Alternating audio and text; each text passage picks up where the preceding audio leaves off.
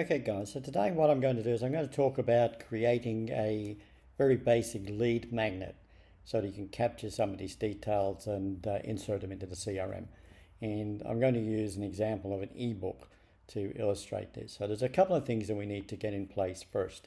And one is that you've got to obviously have some images available that we can put up on the page, and we've got to have some text available that we can put up on the page. So, and just a general layout in your mind. We also need to set up a form to capture the details. So the first thing I'm going to do in this portion of the video, and there will be another one coming shortly as we go through, I'm going to do these in a couple of stages.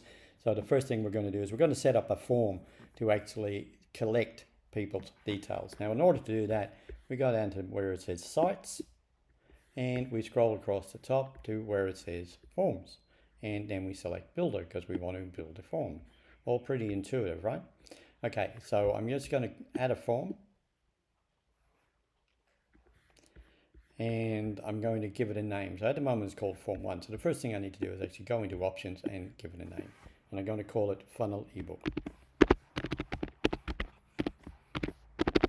Because when somebody registers, they're registering to receive the funnel ebook. And then we go back to fields.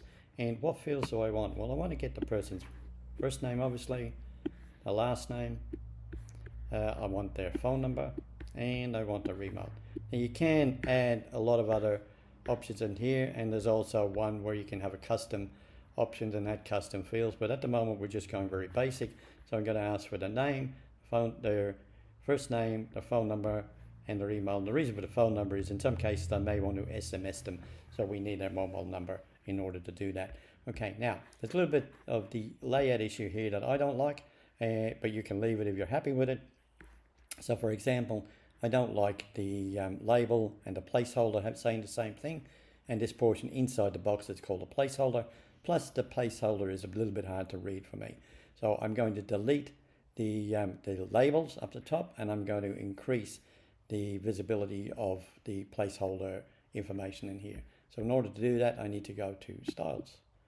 So I go to styles and I say, okay, inline form means that all the form is in line. I want to turn that off because I want to make the form a little bit smaller, and I'm going to turn the labels off.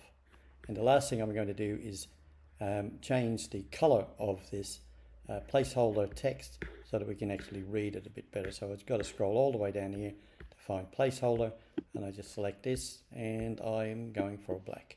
Now it's a lot more legible. So that's it. That's creating the form. So we've got the form name, and you need to remember this for the next stage. So the form name in this case is funnel ebook, and I'm just going to save that form. There is one other thing we're going to have to come back to later, because as part of this process, we're going to have a sign up page and we're going to have a thank you page.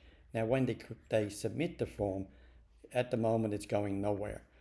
We can either have it pop up a message the moment they submit the form and send the information through to the CRM, or we can have it open up another page, and that's what I'm going to do. But we don't have the details of that page yet, so we're going to have to come back here and enter those details in later. But for now, that's it. That's how you create a form and set it up to take somebody's information. In the next video, we're actually going to place that form on a page.